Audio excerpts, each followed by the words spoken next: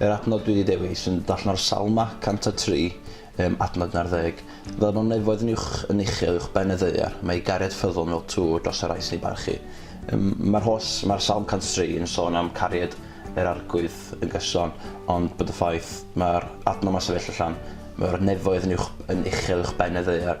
Mae hynna'n yn gamp just mewn awyr ond pan ydych chi'n hedfan a pan ydych chi'n edrych lawr, mae mor bell a bod fel mae cariad Iesu fel hynna, mae gariad yn mynd mor bell di roi unig fab ar y groes mwyn ni, a bod y ffaith bod mae gariad yn edrych ar ei hola ni pan da ni yn troi'n erbyn o neu yn troi ffwrdd, ac pan da ni'n troi nôl mae'n dal i gario ni, ond dyma'n caru ni yn wahanol. Mae pawb yn caru pawb yr un peth, ac dyna pan dwi'n dewis yr adnod yma i siarad amdano.